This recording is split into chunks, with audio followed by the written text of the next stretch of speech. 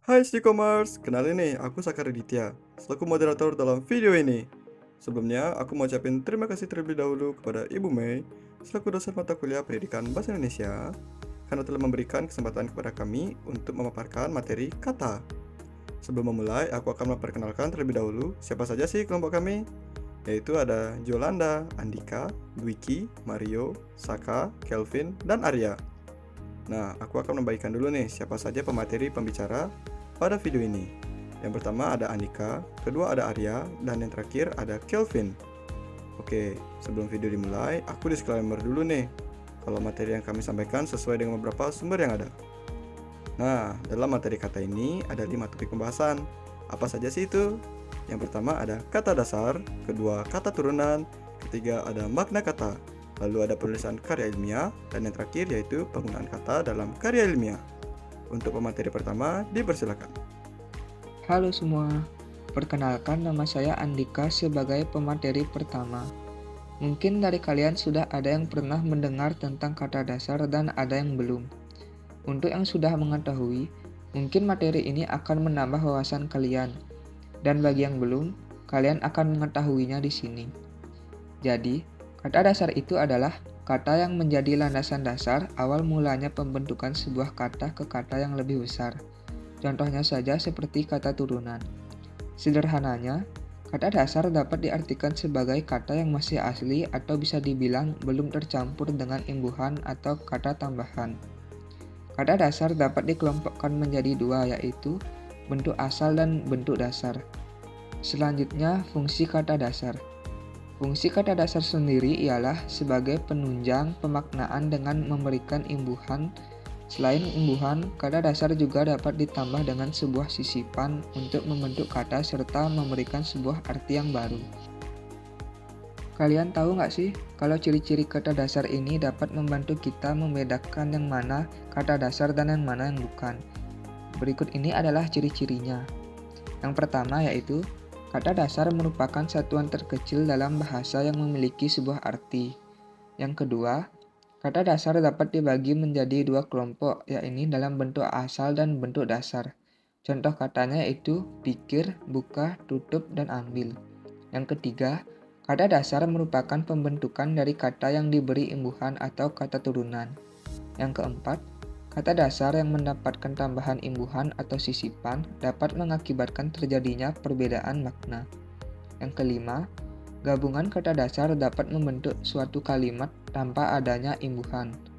Seperti yang tertera pada fungsi kata dasar, bahwa kata dasar selain dapat ditambah dengan imbuhan, dia juga dapat ditambah dengan sebuah sisipan. Berikut adalah contoh kata dasar dengan sisipan. Yang pertama, kata-kata dengan sisipan em. Contohnya, guruh menjadi gemuruh, gulung menjadi gemulung. Yang kedua, kata-kata dengan sisipan el. Contohnya, jajah menjadi jelajah, dan gembung menjadi gelembung. Yang ketiga, kata-kata dengan sisipan in.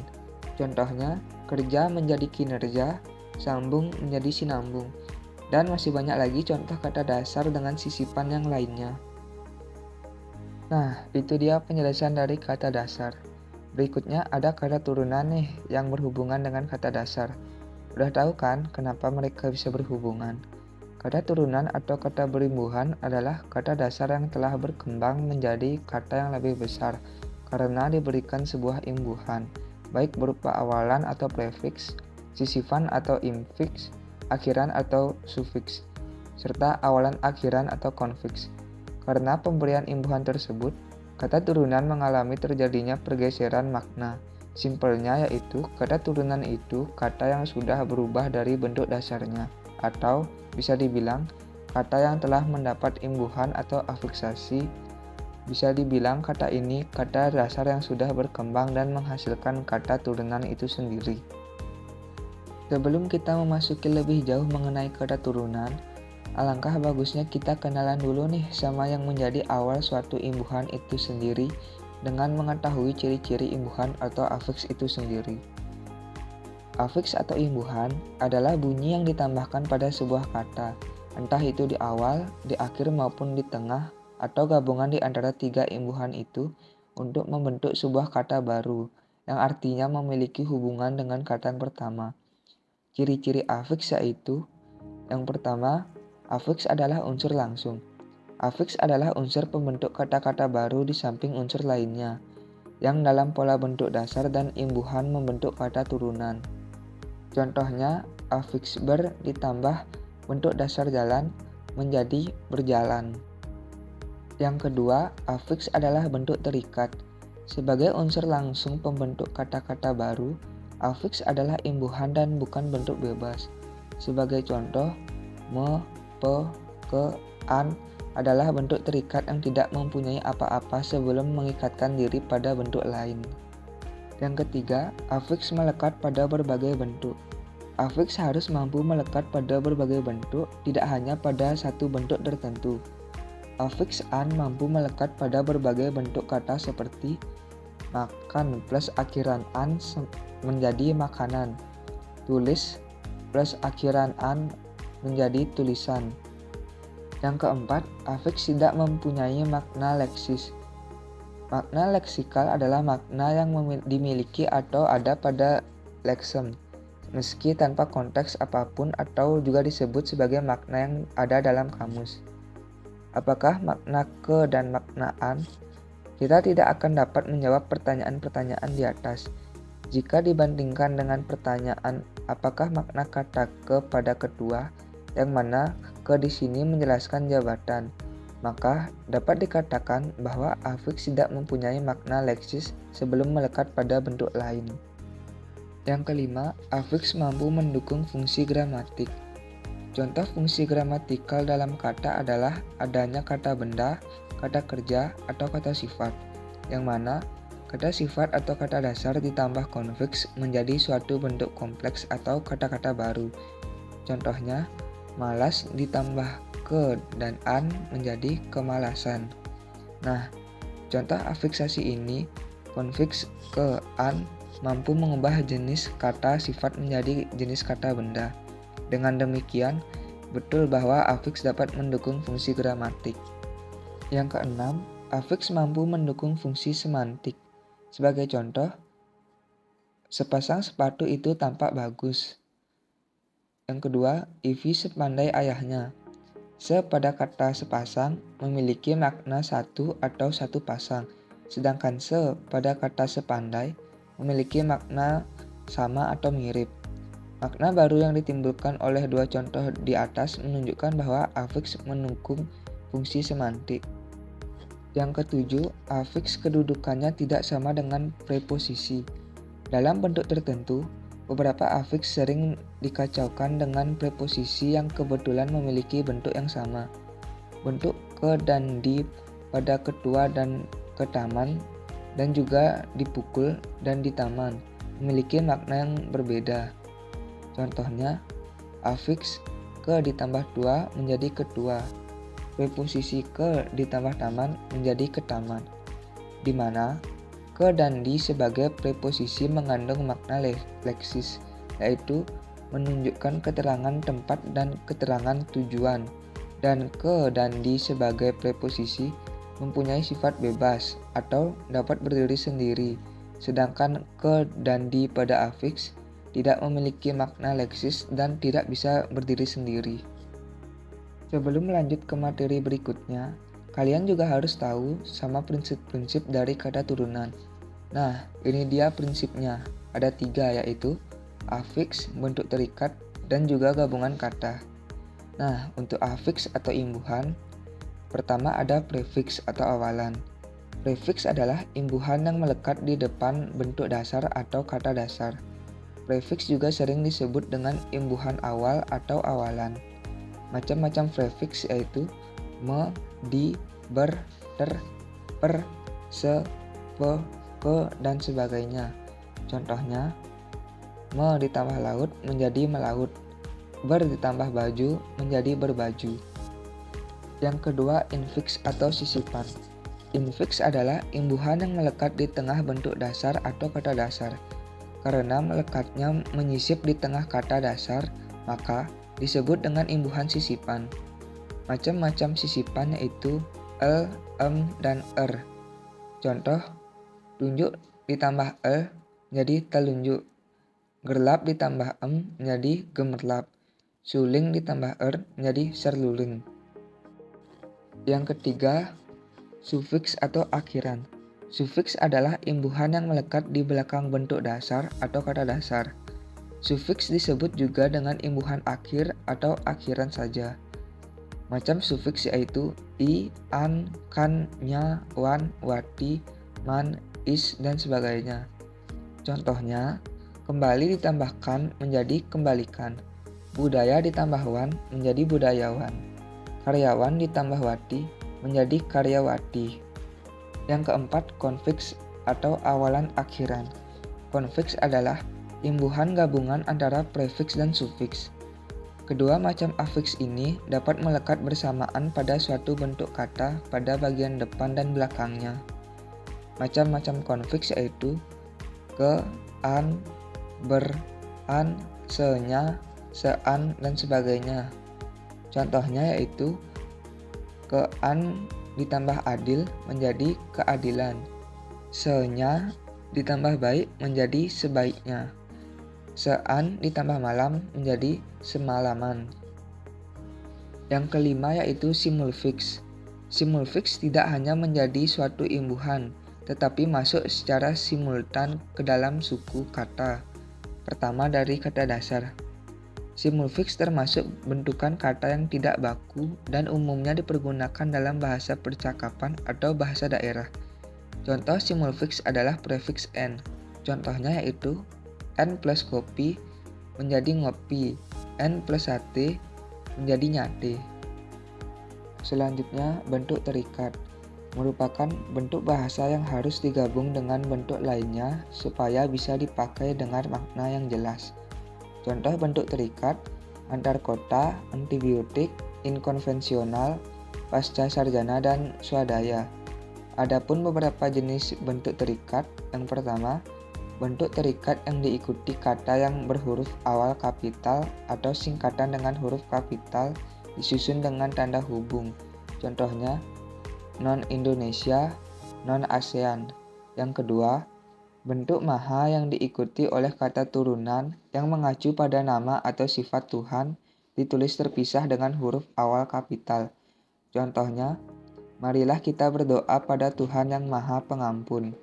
Yang ketiga, bentuk maha yang diikuti oleh kata dasar yang mengacu kepada nama atau sifat Tuhan, kecuali kata esa ditulis menyatu. Contohnya, Tuhan yang Maha Kuasa menentukan arah hidup kita. Selanjutnya yaitu gabungan kata. Gabungan kata merupakan penyusunan dari beberapa kata berbeda yang umumnya terdiri dari dua kata sesuai dengan kaidah yang diatur di dalam PUEBI atau Pedoman Umum Ejaan Bahasa Indonesia. Gabungan kata ini juga bisa disebut kata majemuk karena gabungan dari dua kata atau lebih yang menjadi satu dengan yang lainnya dan erat sekali, serta dapat menyebabkan adanya satu pengertian baru. Contohnya, meja hijau artinya adalah pengadilan, jago merah artinya yakni api dalam konteks kebakaran, dan yang terakhir, kumis kucing yaitu salah satu jenis tanaman. Terima kasih untuk moderator kita. Sebelum kita lanjut, saya akan perkenalkan diri saya. Nama saya Ikada Arya Wiguna dengan NIM 22003050. Nah, saya akan menjelaskan tata cara menulis kata turunan. Kalian tahu nggak sih, kalau cara menulis kata turunan itu ada 11 cara. Ayo, penasaran nggak? Banyak juga ya caranya. Kalau gitu, kita mulai dari 1. Kata turunan ditulis serangkai dengan bentuk dasar. Contoh, bernyanyi, menulis, gemetar, dilakukan. 2. Kata turunan dihubungkan dengan tanda hubung jika bentuk dasarnya bahasa asing. Contoh, di-upload, mendownload, mengupgrade. 3. Kata turunan dihubungkan dengan tanda hubung jika bentuk dasarannya berawalan huruf kapital atau singkatan dengan huruf kapital. Contoh, Pro Barat, DPHK. Kata turunan ditulis terpisah jika bentuk dasarnya kata gabungan yang salah satu berimbuhan bisa berupa awalan atau akhiran. Contoh, berjabat tangan, bekerja sama, dan bertepuk tangan. 5. Kata turunan ditulis serangkai jika bentuk dasarnya berupa kata gabungan yang diimbuhi awalan dan akhiran konflik. Contoh, menandatangani, menyebarluaskan, mempertanggungjawabkan. 6.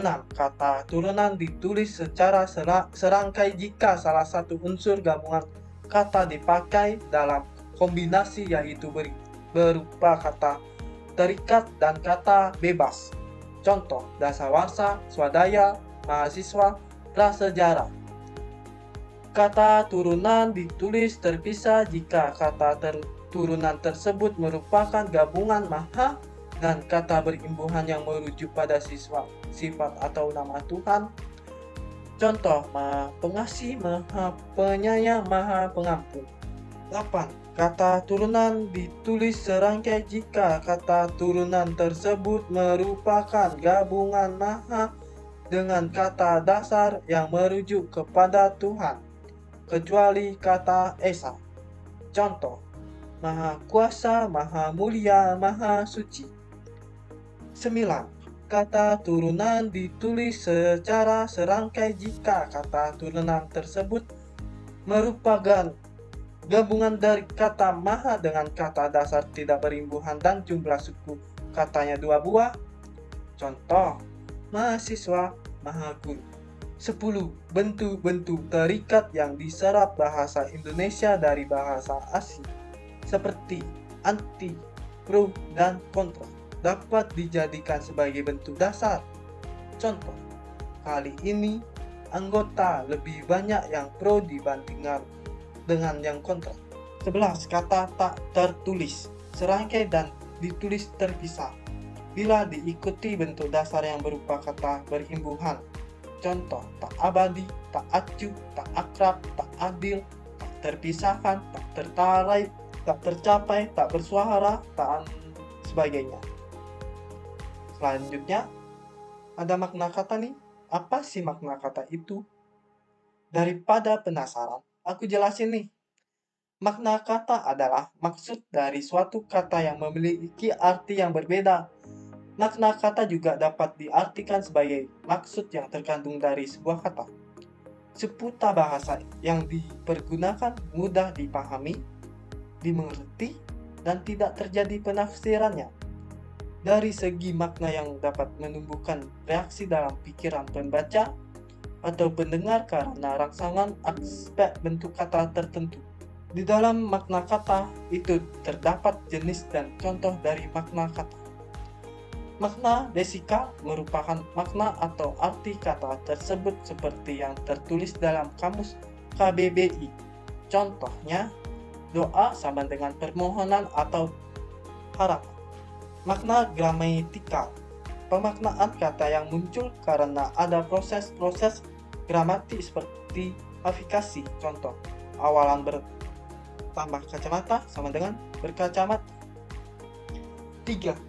Makna referensial, makna kata yang menunjukkan referensi atau acuan suatu kata pada kondisi di kenyataan.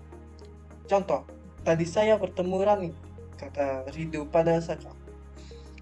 Pada kalimat tersebut kata saya mengacu pada Rido. 4.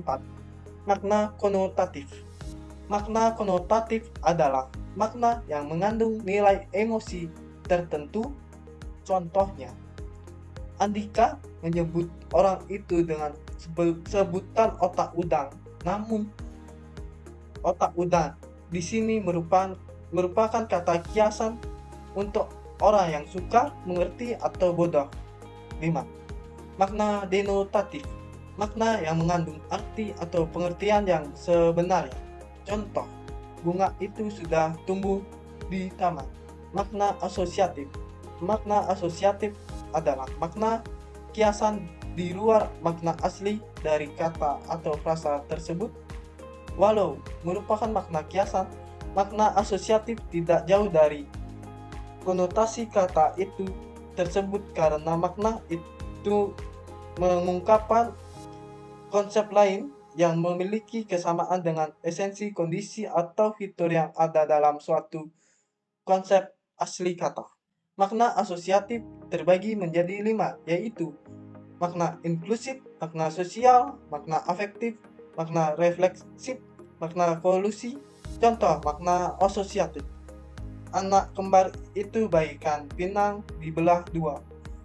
Sangat susah dibedakan, dapat ditarik kesimpulan bahwa makna asosiatif adalah makna yang muncul di benak seseorang ketika mendengar suatu kata tertentu. Setelah makna kata, terdapat materi selanjutnya ialah karya tulis ilmiah. Tentunya para audiens sudah tidak asing lagi dengan apa itu karya tulis ilmiah. Karya tulis ilmiah ini sering kita temui terutama untuk mahasiswa yang dimananya tugas sebagian besarnya membuat karya ilmiah.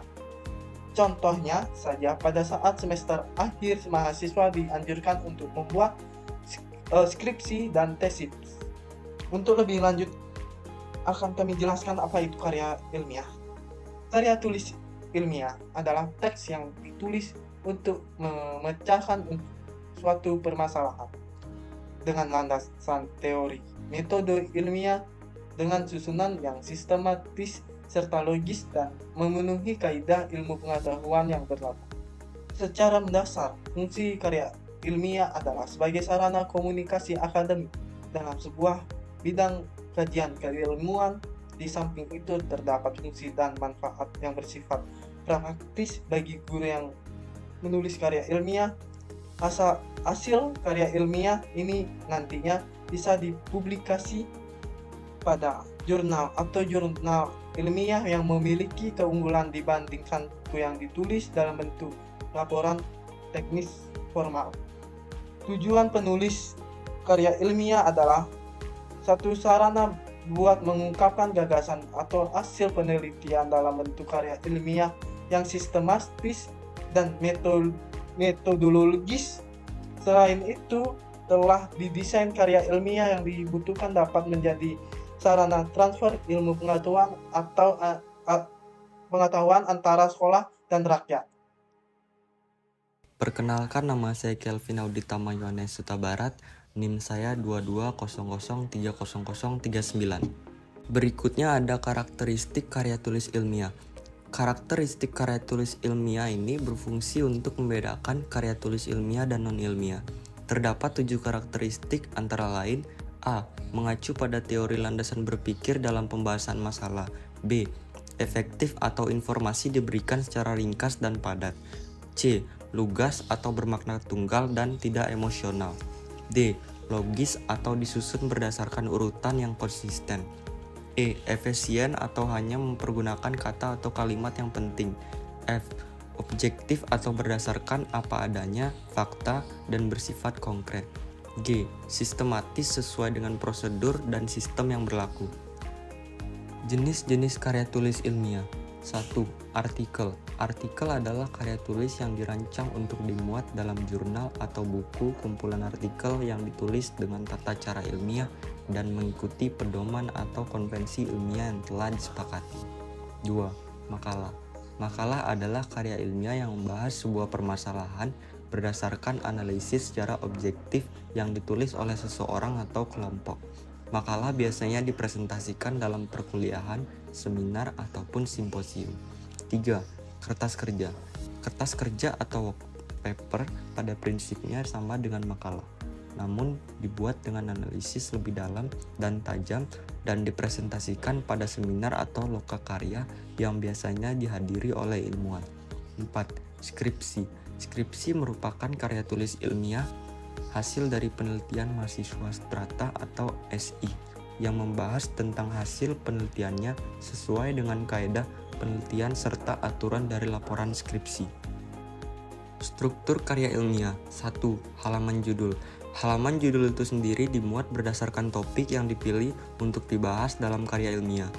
2. Abstrak. Abstrak dapat dipahami sebagai ringkasan dari keseluruhan isi atau materi yang terkandung dalam karya ilmiah. 3. Pendahuluan. Pendahuluan ini terletak di paling awal materi karya ilmiah, memiliki 4 subbab, yaitu latar belakang, rumusan masalah, tujuan penelitian, dan manfaat penelitian. 4. Kerangka teoritis. Di dalamnya terdapat landasan teori dan hipotesis. 5. Metode penelitian. Metode penelitian sendiri dapat diartikan sebagai sebuah langkah-langkah yang digunakan oleh penulis atau peneliti untuk mendapatkan hasil penelitian yang tepat dan valid. 6. Pembahasan. Memuat tentang penjelasan dari rumusan masalah, tujuan, manfaat, kerangka teori, dan tentunya metode penelitian. 7. Kesimpulan dan saran. Kesimpulan dalam karya ilmiah terletak di bagian akhir dan saran berupa pesan-pesan dari penulis. 8. Daftar pusaka. Daftar pusaka sendiri dapat diartikan sebagai sebuah daftar yang memuat sumber informasi atau referensi teori yang digunakan oleh peneliti atau penulis dalam penelitiannya. Berikutnya terdapat materi terakhir dari kata. Gak lain lagi materi ini berhubungan dengan materi sebelumnya, yaitu penggunaan kata dalam karya ilmiah. Penggunaan kata dalam karya ilmiah. Karya ilmiah merupakan suatu tulisan yang membahas suatu permasalahan. Penulisan ilmiah harus menggunakan bahasa yang baik dan benar. Kaedah pembahasan. 1. Impersonal. Impersonal adalah kata ganti yang paling sering digunakan untuk penulisan karya ilmiah. Sifat kata ganti ini adalah umum. 2. Kalimat pasif.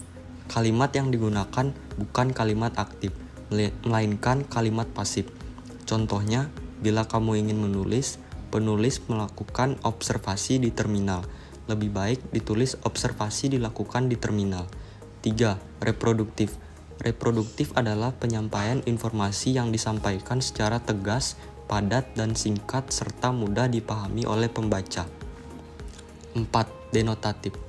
Merupakan makna kata atau kelompok kata yang didasarkan atas penunjukan yang lugas pada sesuatu di luar bahasa atau didasarkan atas konvensi tertentu dan bersifat objektif. 5. Kata baku. Kata baku merupakan kata yang sesuai dengan pedoman atau kaedah dalam bahasa Indonesia yang telah ditentukan. Kata ini memiliki sifat yang tidak rancu dan tidak terpengaruh oleh bahasa lain. Sifat-sifat karya ilmiah. 1. Objektif. Keobjektifan ini mengarah pada setiap fakta dan data yang diungkapkan berdasarkan kenyataan yang sebenarnya, tidak dimanipulasi. Juga setiap pernyataan atau simpulan yang disampaikan berdasarkan bukti-bukti yang bisa dipertanggungjawabkan. Dengan demikian, siapapun dapat mengecek kebenaran dan keabsahannya. 2. Netral. Artinya tidak memihak siapapun, adapun pernyataan-pernyataan yang bersifat mengajak, membujuk, atau mengkaruhi pembaca sebaiknya dihindari. 3. Sistematis. Uraian yang terdapat pada karya ilmiah dikatakan sistematis apabila mengikuti pola pengembangan tertentu, misalnya pola urutan, klarifikasi, kausalitas, dan sebagainya.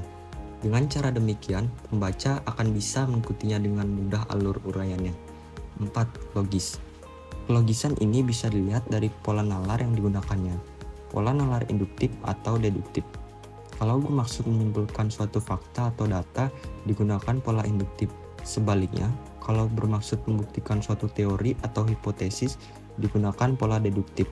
Karya ilmiah dikembangkan sedemikian rupa sehingga dapat diterima akal sehat. 5. Bersifat lugas, bukan emosi atau perasaan. Setiap pernyataan, uraian, atau simpulan dalam karya ilmiah harus faktual, yaitu menyajikan fakta. Oleh karena itu, pernyataan atau ungkapan yang emosional, menggebu-gebu seperti orang berkampanye, perasaan sedih seperti orang berkabung, perasaan senang seperti orang mendapatkan hadiah, dan perasaan marah seperti orang bertengkar hendaknya dihindarkan. Kemudian yang terakhir ada ketepatan pemilihan kata. Ketepatan pemilihan kata ini dapat membantu kita memilih kata yang benar dan tepat dalam pembuatan karya ilmiah. 1. Denotasi. Makna kata atau kelompok kata yang didasarkan atas penunjukan yang lugas pada sesuatu di luar bahasa atau yang didasarkan atas konvensi tertentu dan bersifat objektif. 2. Konotasi. Bagian dari pikiran yang menimbulkan rasa pada seseorang ketika berhadapan dengan sebuah kata atau makna yang sebenarnya, bisa berupa kiasan, bahasa cakapan, atau ragam bahasa lainnya. 3. Kata bersinonim. Kata yang memiliki makna yang sama atau hampir sama. Banyak kata bersinonim yang bernotasi sama tetapi konotasinya berbeda. 4. Kata bermakna. Kata bermakna umum mencakup kata bermakna khusus. Kata bermakna umum dapat menjadi kata bermakna khusus jika dibatasi. Kata bermakna umum digunakan dalam mengungkapkan gagasan yang bersifat umum, sedangkan kata bermakna khusus digunakan untuk menyatakan gagasan yang bersifat khusus atau terbatas. Wah, tak terasa ya, materi kata telah selesai dan mencapai akhir dari video ini. Semoga materi yang kita bawakan tadi dapat menjadi ilmu yang berguna bagi kita semua, agar kita dapat lebih mengerti lagi tentang kata dasar. Eits, sebelum video berakhir, ada satu pantun nih buat kamu. Lagi jalan sambil ketawa, nggak taunya ditimpuk batu. Terima kasih atas perhatiannya, semoga kalian sukses selalu. Nama aku Sakar Aditya, sampai bertemu lagi di pertemuan yang selanjutnya. Bye!